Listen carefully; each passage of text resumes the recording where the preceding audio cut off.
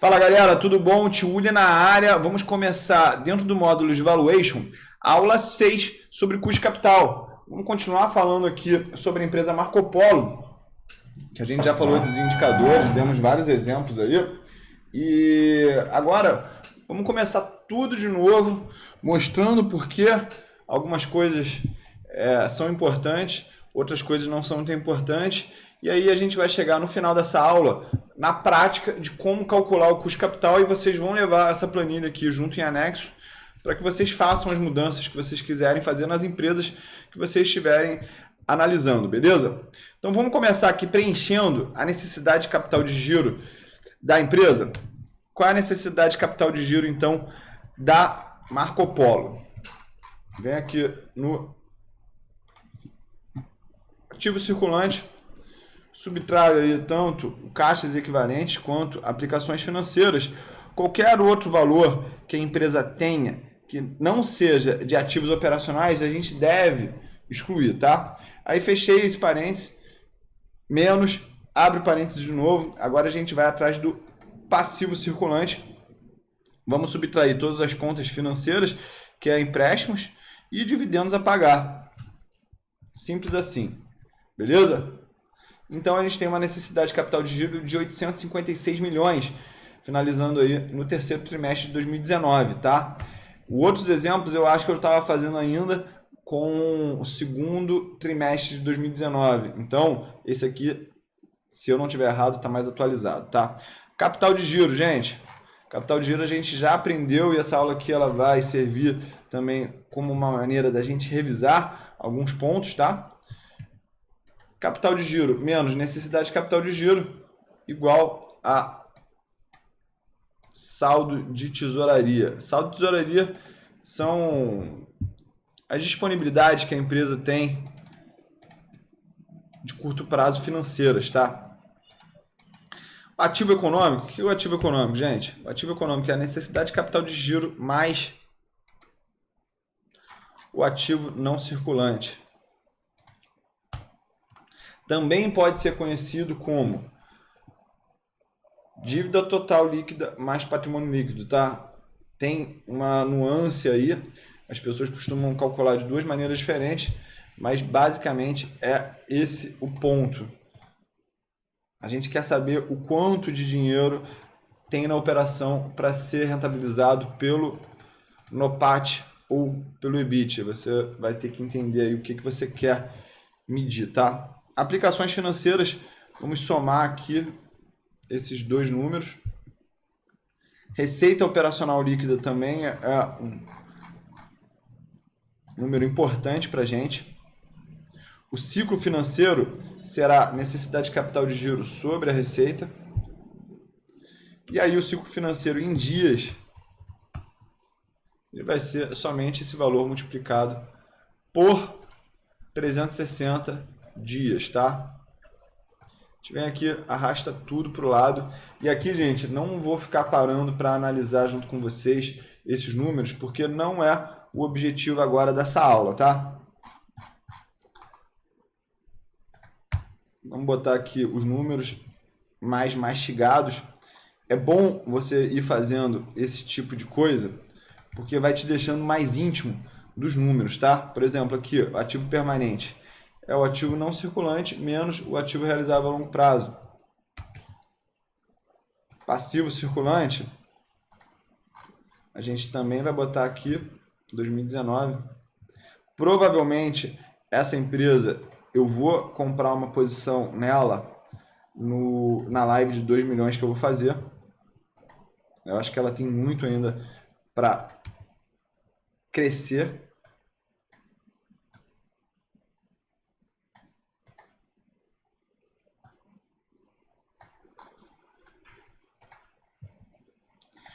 Dívida total da empresa é o total de financiamentos de longo prazo com total de financiamentos de curto prazo menos as aplicações financeiras. A gente quer também agora o EBIT, que é o lucro operacional da empresa. EBIT aí 228 milhões. O NOPAT já é o EBIT menos total de impostos pagos, tá? Agora eu vou botar aqui a provisão de impostos, porque se a empresa tem benefícios, não me interessa muito, porque eu quero entender a dinâmica da empresa, beleza? EBITDA é justamente o EBIT mais a depreciação, e a depreciação a gente encontra aqui no relatório de fluxo de caixa. Finalmente aí a gente vai botar o lucro das operações continuadas, tá?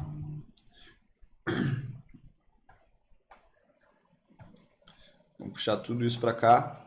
A gente está montando essa tabelinha justamente porque a gente quer facilitar o processo de captura de informações lá quando a gente estiver fazendo o tal do WACC, tá? Que é o Weighted Average Cost of Capital. Em inglês é o custo médio ponderado de capital.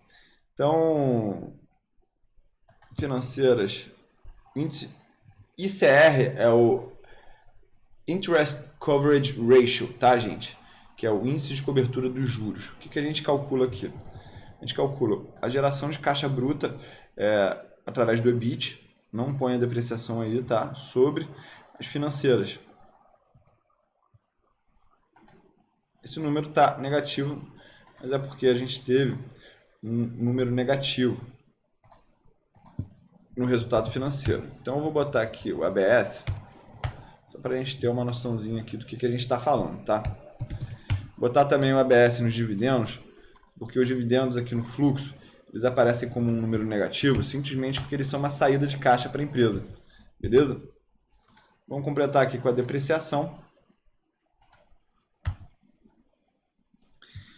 Uma conta que eu gosto de botar aqui é a depreciação da empresa sobre o ativo permanente dela, para a gente entender qual é essa base aí de depreciação, tá? A gente vê aqui perto de 4,5%, beleza? Vamos ver aqui também um outro número que eu acho relevante, que é a depreciação sobre a compra de ativos fixos, tá? Compra líquido de ativo permanente. E aí a gente vai botar isso, ABS aqui de novo, porque é uma saída de caixa. E aí ele aparece negativo. Só quero entender só essa dinâmica. Então a empresa ela vem depreciando numa média aí nos últimos 5 anos 3,8%, e a média aí de depreciação sobre CAPEX tem sido de 35%, ou seja, a empresa ela está investindo mais do que ela está, de alguma forma, depreciando os seus ativos, tá?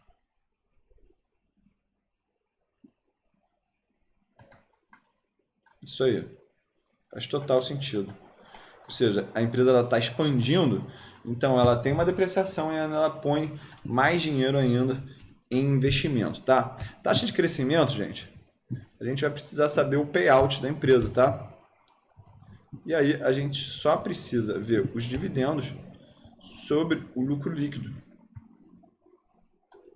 Deixa eu botar isso aqui. Já achamos o payout. Agora achamos do ano inteiro. A média foi de 0,73 nesse período, mas há uma distorção muito forte aqui. Acredito que 0,36 seria um número aí civilizado. Essa é a palavra que eu quero usar, civilizado. Chegar ali na alíquota de imposto de renda que a empresa tem pago. A gente vê aí que ela tem tido uma otimização fiscal.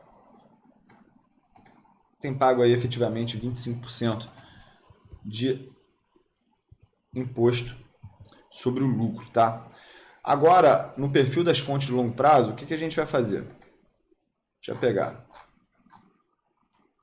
Total de empréstimos de curto prazo sobre empréstimos de curto prazo mais empréstimos de longo prazo. Porque, no final das contas, a gente quer saber quanto vai vencer dos empréstimos totais no curto prazo e no longo prazo. Se isso aqui ficar mais de 40%, se preocupa, tá? Então a empresa que ela já equalizou isso, hoje em dia está em 33%. E aqui, gente, a gente vai fazer uma outra conta, que é o seguinte. Vamos saber o valor das ações em mercado da empresa. E aí a gente não vai trazer mais fatores de contabilidade, a gente tem que trazer o equity da empresa, tá? Por isso, eu venho aqui, ó, Marco Polo, Yahoo Finance.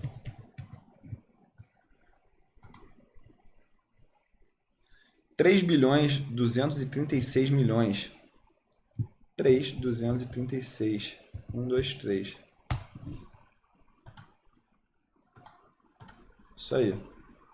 E aí a relação de dívida líquida sobre valor de mercado das ações fica o tal do debit equity, tá? E aí a gente tem a relação também saldo de tesouraria, necessidade de capital de giro. Isso aí, quanto maior, mais confortável é a situação da empresa, tá? A gente tem a liquidez corrente, que vai acabar sendo ativo circulante sobre passivo circulante, por isso que eu estava botando aqui esses resumos, só para a gente entender de onde que a gente está tirando os dados, tá? Então aqui a liquidez seca será o ativo circulante menos estoques sobre passivo circulante que está aqui também. Agora a gente pode pegar todos esses valores, copiar aqui para o lado, arrastar para o lado, né? A gente vai ver aí a evolução, que não é a nossa análise agora. Margem bruta, a gente também pode calcular. Lucro bruto sobre a receita. Margem operacional será o EBIT sobre a receita. Margem líquida sobre a receita. EBITDA, margem EBITDA será o EBIT mais a depreciação sobre receita líquida. E o NOPAT aí, por fim, será o NOPAT sobre tal da receita líquida.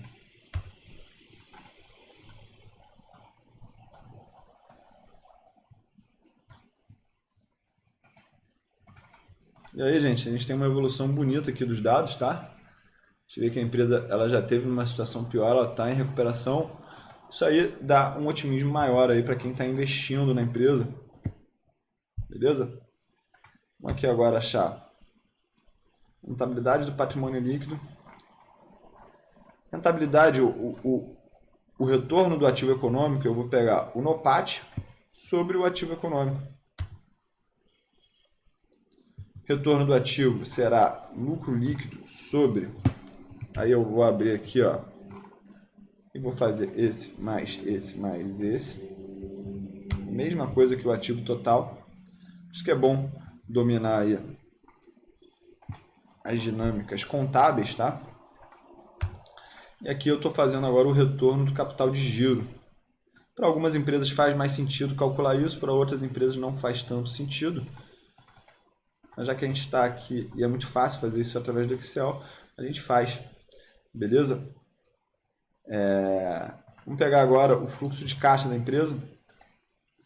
Receita operacional líquida.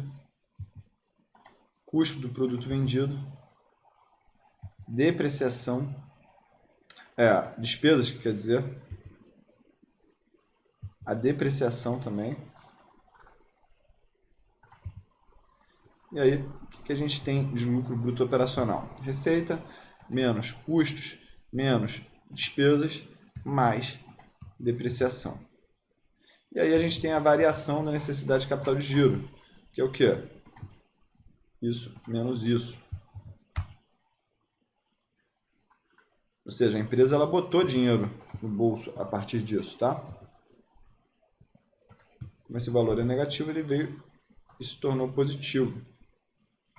Essa variação da necessidade de capital de giro ser negativa, põe dinheiro no bolso do acionista, tá? Isso é uma otimização da operação por parte da empresa. Aqui a gente volta a calcular o lucro bruto operacional, a gente vê se tem resultado não operacional, operações descontinuadas, zerado aqui, né? A gente tem aqui o resultado das financeiras, isso que a gente botou aqui. Imposto de renda e contribuição social sobre o lucro líquido, tá? Eu vou botar aqui a provisão, não vou botar efetivamente quanto foi. E outros aqui eu vou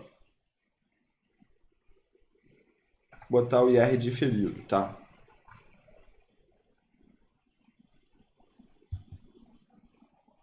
Isso aí. E a geração de caixa será o quê? Lucro bruto operacional mais resultado operacional mais resultado financeiro menos imposto de renda mais qualquer outro tipo aí de número que a gente tiver. E aí no caso foi a provisão, o diferimento do imposto de renda, tá? Aqui, isso aqui a gente não vai dar tanta importância não, tá? Dividendos, eles vão subtrair. Então a gente vai pegar aqui os dividendos e a gente vai somar. E aqui a gente vai fazer essa subtração e a gente vai encontrar a capacidade da empresa de se autofinanciar. Isso aqui é o autofinanciamento, gente. A empresa que tem muito autofinanciamento, ela não precisa, teoricamente, pegar dinheiro emprestado com ninguém. Por quê? Porque ela já gera esse caixa diretamente aqui da sua operação, né? Então a gente, de novo, pega o autofinanciamento, bota a somatório da variação da necessidade de capital de giro, e aí o CAPEX entra aqui, ó, que é a compra líquida de ativos fixos, permanentes, né?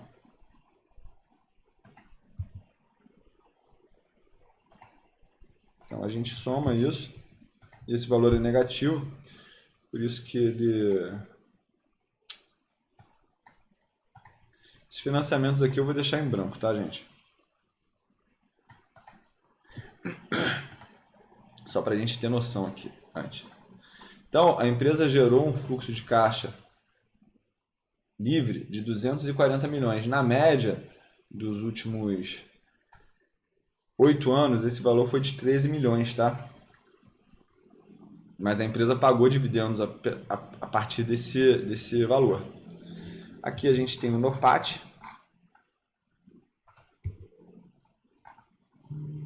A depreciação ela soma nesse valor agora. A variação da necessidade de capital de giro também soma. E a compra líquida de ativos fixos. E aí a gente vai somando esses valores aqui, ó. E acha aí um fluxo de caixa descontado.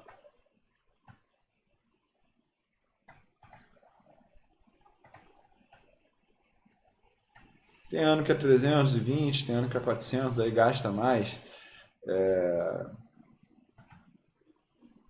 Ah, não, esse valor aqui ele não está exatamente... Não, 83, ele é menos, tá?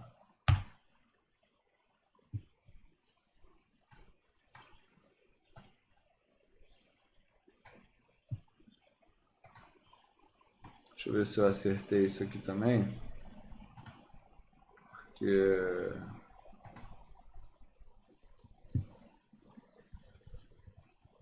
Ah, sim. Beleza.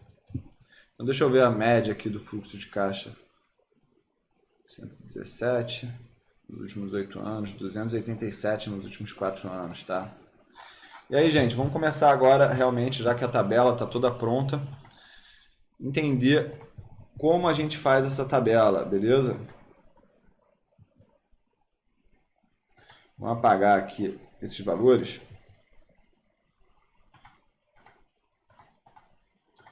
Deixa eu botar isso aqui em branco. Beleza.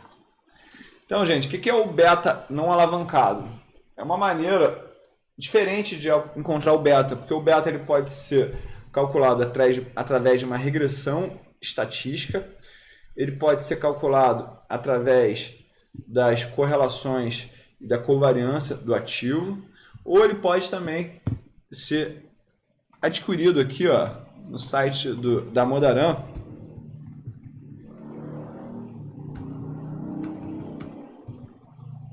A gente vai aqui nesse site, betas, e a gente vê aqui, ó, Unleveraged Beta, tá? Unleveraged Beta significa beta desalavancado. E aí a gente vai achar o setor que a Marco Polo, no caso, está inserida. No caso, a gente vai procurar aqui Trucks, Auto and Truck, tá vendo aqui, ó? Então, o beta desalavancado desse setor é de 0,32, beleza? 0,32. Então, a gente vem aqui, escreve aqui, ó, 0,32. A gente vai completar essa tabela juntos, beleza? Preço da ação. Não vamos botar agora. Primeiro vamos botar a dívida líquida da empresa. Aqui, ó. Botei.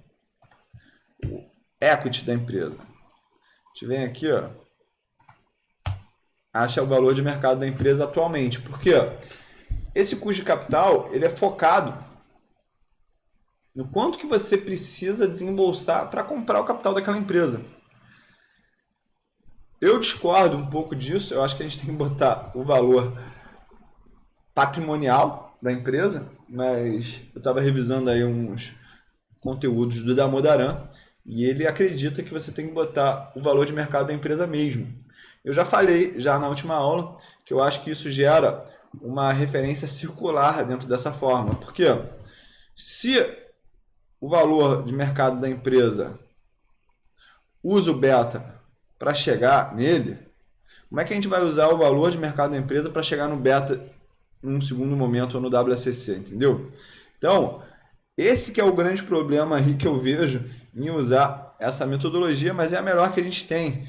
A gente depois vai ver que existe uma alternativa para isso, mas vamos ficar aqui tranquilinho, tá? Agora. E aí o preço da ação, a gente pode procurar aqui, ó, 3,52. A gente volta aqui, ó. Beleza? Tranquilo. E aí, a partir disso, a gente já vai ter aqui o beta da empresa.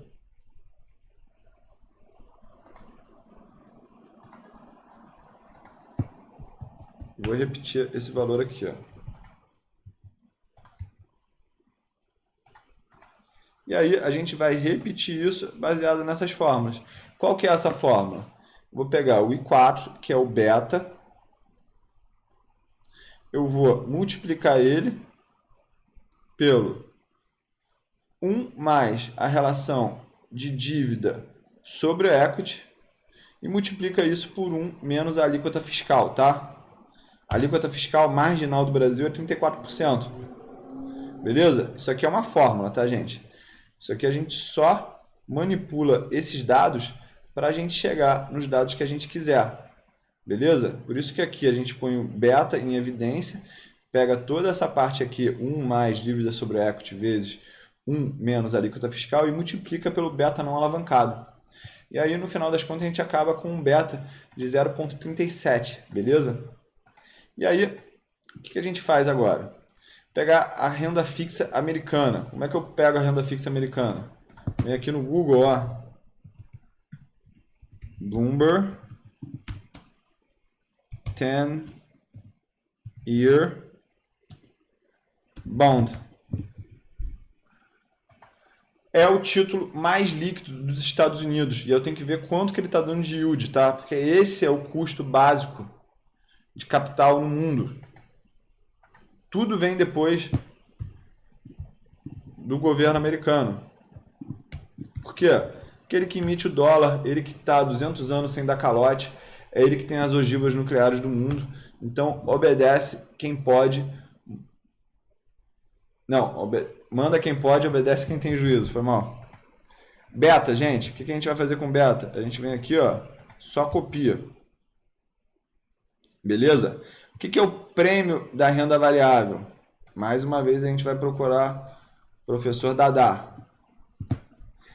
Equity Premium Risk Daran.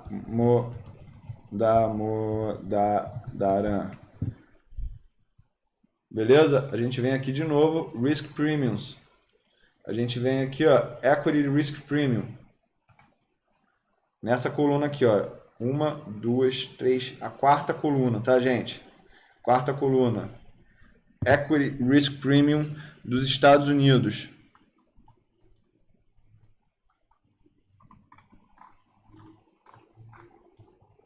United States, 5,96.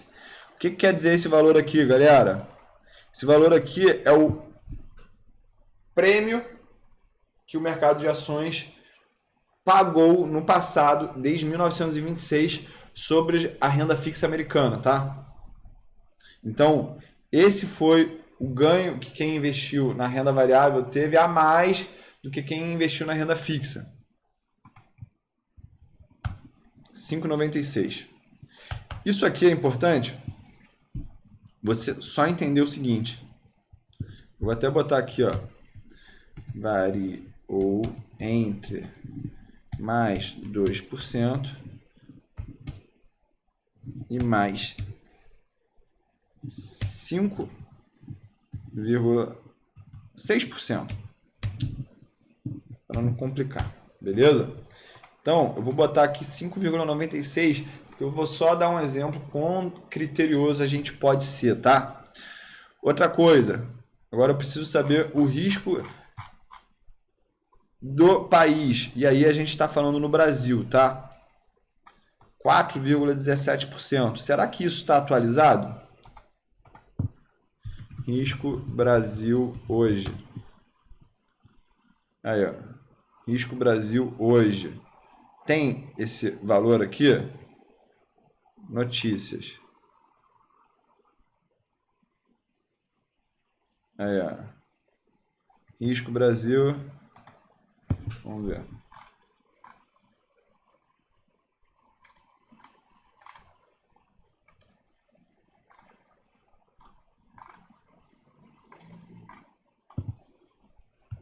Ver se a gente acha nessa página. Risco Brasil. Não tem, né? Então a gente vai ter que trabalhar com o melhor que a gente pode.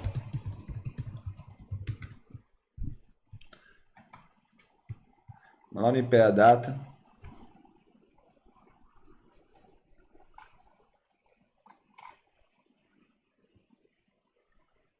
A gente vai ver que o risco Brasil hoje foi de 2,41%, tá? O IPEA Data é uma fonte do governo super segura, então a gente vai botar 2,41% aqui na planilha. Foi mal, gente. 2,41% de risco país, tá? Ou seja, o custo do equity nessa situação dessa empresa tá em 6,35%, beleza? Beleza? Agora vamos de novo. Agora ver o custo da dívida, tá? Vou botar aqui a renda fixa americana. Prêmio de risco da empresa. Agora a gente tem que fazer um prêmio de risco sintético para a empresa. Tudo isso baseado no ICR, que é o Interest Coverage Ratio. Beleza, gente? Então, se a empresa ela tem um índice, a gente já calculou isso aqui, de 29 vezes, porque ela teve uma geração de EBIT de 220 milhões, ela teve financeiras de apenas menos 7 milhões, quer dizer que ela tem 29 vezes esse valor de margem de gordura, tá? E aí o que a gente faz? Quando isso aqui é infinito, a gente fala que é 0,75. A alíquota fiscal é 34%. O índice de cobertura é de 29 vezes. O EBIT da empresa, a gente pega aqui, ó, 228 milhões.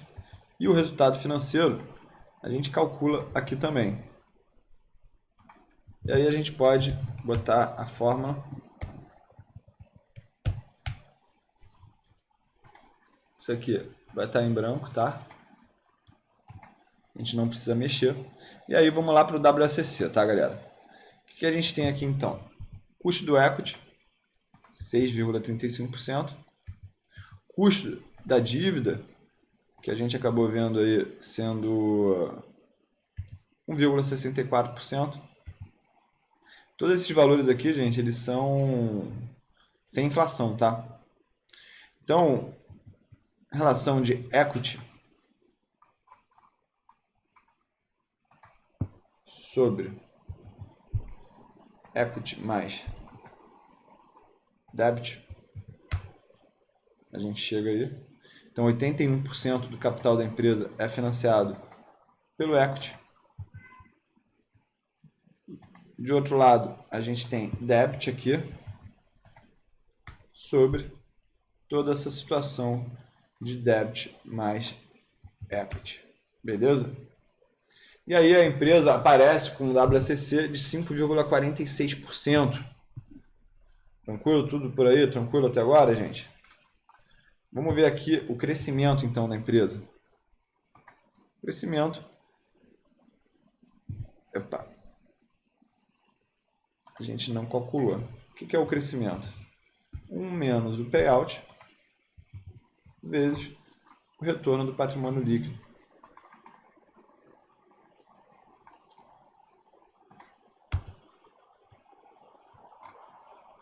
Então, a empresa aí indica um crescimento de 5,7%. A gente pode substituir isso aqui, ó. Isso. Tudo isso viria se eu tivesse colocado somente aqui o payout. Vou botar o payout ali para a fórmula já ficar pronto, tá? E o ROI, que é o retorno sobre patrimônio líquido.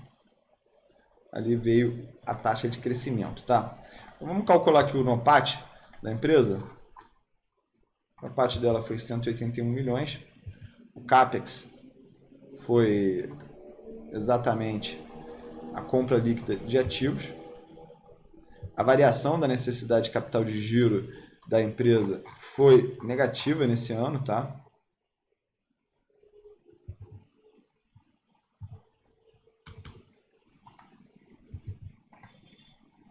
Esse. Opa. Valor de 2019 menos o valor de 2018. Soma agora a depreciação.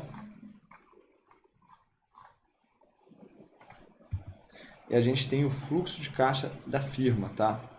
E aí, o que a gente espera para o futuro? A gente não espera que isso aqui cresça uma taxa de 1 mais o crescimento? Olha, começou a aparecer o valuation da empresa a partir disso, tá? E aí, isso aqui eu posso dar uma travada saudável. E aí, cada ano a gente tem mais um valor desses, tá? Lembra que eu falei que a empresa, ela, em média, tinha uma depreciação em torno de 4% do realizável a longo prazo? Então, vamos entender aqui como que esse ativo permanente... Não, desculpa, que ela tem uma relação com o ativo permanente, tá? Vamos ver aqui, então, como é que o capital não circulante menos realizável a longo prazo, que é o ativo permanente, se comportou aí nos últimos anos, tá?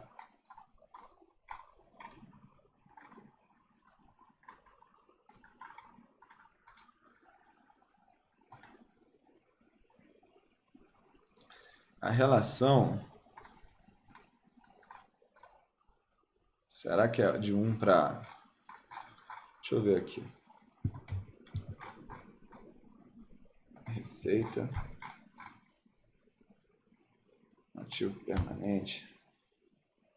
2,62.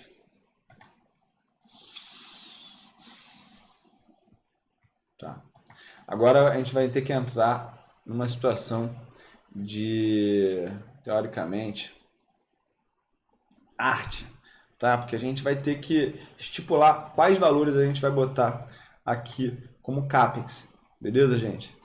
Eu vou usar exatamente a mesma lógica que eu usei para o EBIT, que é multiplicar por isso 1 mais o crescimento.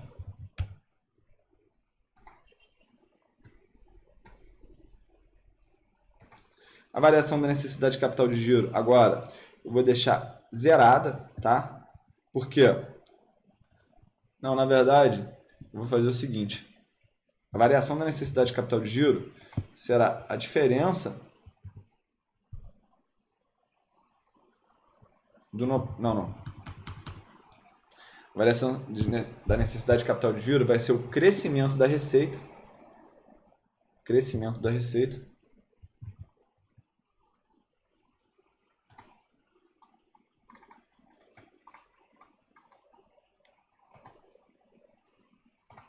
Vezes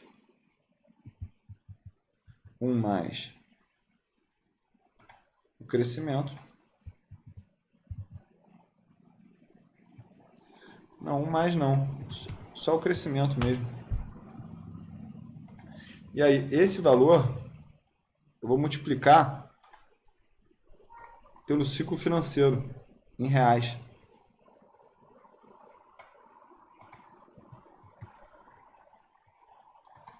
Ou seja, isso aqui agora eu terei que subtrair. É isso aí.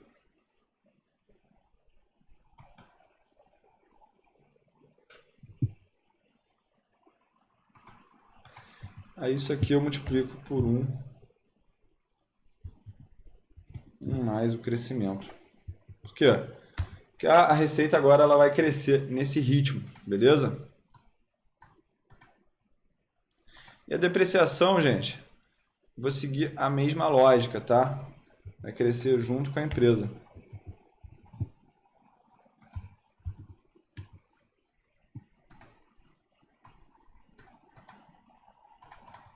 Isso aí.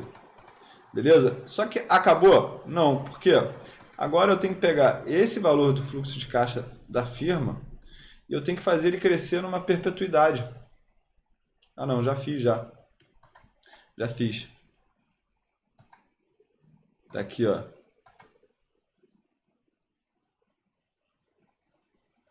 Ah, não. Tá mal. Tem que somar agora isso de novo. Soma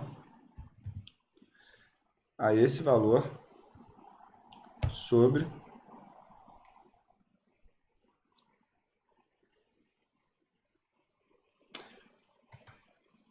WACC menos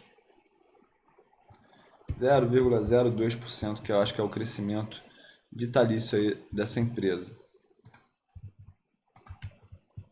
Você pode estar pensando, pô, tio, não estou entendendo nada agora. Ficou tudo muito confuso. A gente pegou a geração de caixa, tirou o CAPEX, a variação que a gente tem que subtrair, porque é um dinheiro que sai do bolso. A variação da necessidade de capital de giro, que aqui no caso, os outros anos eu estou falando como se a gente estivesse tirando esse dinheiro do bolso. E a depreciação, que é uma saída não, é uma diminuição do lucro, mas não é uma saída de caixa, tá? Então a gente tem que somar esse valor. Aguenta aí que eu apertei aqui um negócio errado e teve uma referência circular, tá? Tá. Vou fazer aqui de outra forma para ficar menos confuso, beleza? Então, a gente acredita que esse fluxo de caixa ele se perpetuará durante o tempo, beleza? Então, o que a gente vai fazer? A gente vai pegar ele e vai dividir pelo custo de capital menos um crescimento aí de 2%.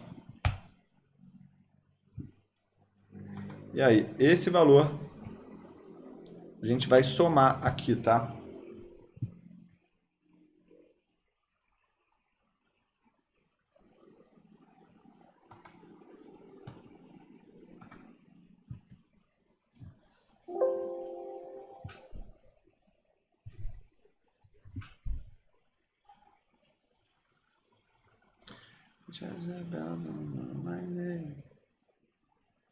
Travou de novo, foi mal.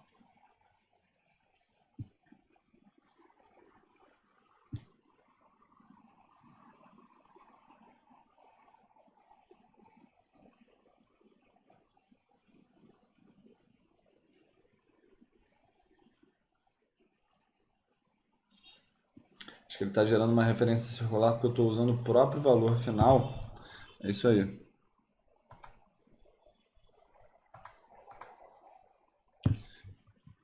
Vou meter aqui, ó, 346 divididos pelo WACC. Aí agora eu vou somar esse valor nesse aqui, ó. Isso aí. Então, a gente chega num valuation aqui de 6 bilhões e 400 e aqui tem um valor da firma, né? O que é o valor do acionista? Exatamente, o valor da firma menos a dívida líquida da empresa. Beleza? O valor de mercado dela eu tenho aqui no equity.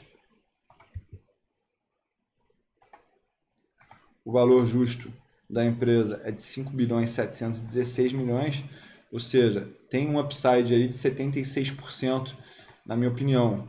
Beleza? Muito disso pode estar sendo distorcido por esse valor aqui, ó. Beleza? Tem muita gente que vai falar também, Túlio, você tem que botar aqui o valor de 5% que a gente está no Brasil. Beleza? Olha só o que acontece com tudo. E aí aquele valor do acionista, ele passa para 3 bilhões 437 milhões, quase igual aí o valor de mercado justo, de 6,22%. Por que eu não estou botando o valor da renda fixa brasileira aqui, eu estou botando da americana, gente? Porque a Marco Polo é uma empresa cada vez mais internacional, tá? Então, eu vejo ela como referência no mercado dela e eu trato ela como uma empresa internacional, beleza? Esse valor aqui é a perpetuidade, deixa eu só deixar claro, da empresa, beleza?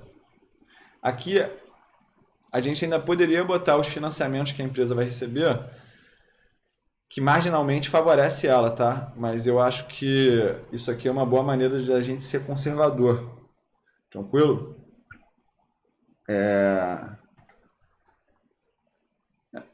Prêmio de risco da empresa, será que eu fui muito condescendente aqui?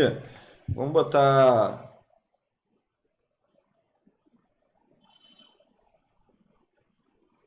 outra relação aqui. Vou botar aqui como se fosse a despesa financeira só. Ser bastante agressivo nesse índice de cobertura. Então o índice de cobertura ficou entre 1 e 10. Aqui o risco da empresa iria para 10%. Beleza? E olha só o que acontece com o WACC da empresa. Tranquilo? Não faz sentido porque o custo do equity está aqui até menor do que o custo da dívida. Então a gente teria que ajustar isso aqui também. Esse aqui seria o cenário mais pessimista para a empresa, né? Significa até que ela está com um valor menor para o acionista. E no final das contas você que tem que entender essas premissas aqui que você está botando. Eu vou finalizar com essas premissas aqui que eu estou botando, porque eu acredito que esse realmente seja o valor da empresa, tá? A empresa aí, ela está crescendo, tem muita capacidade ociosa, empresa muito boa e o management dela tem que se provar agora que o Paulo Bellin saiu, o filho dele assumiu. Eu acho que vai ser um belo desafio, tá? Então, gente, basicamente essa é a prática do WACC. Eu já terminei aqui o valuation, tá? A Marco Polo. Na próxima aula eu vou refazer de novo mais uma planilha igual a essa, para a gente chegar às conclusões aí e ver outros tipos de modelos de negócio, tá? Nem todos os modelos de negócio eles são assim. Então a gente tem que ter paciência, tem que entender sobre o que a gente está fazendo e é só o começo, tá bom? Obrigado aí todo mundo e qualquer coisa chama na dúvida lá no grupo, aqui na plataforma mesmo. Se vocês não perguntarem, a gente não tem como sanar as dúvidas, beleza? Tamo junto, é só o começo.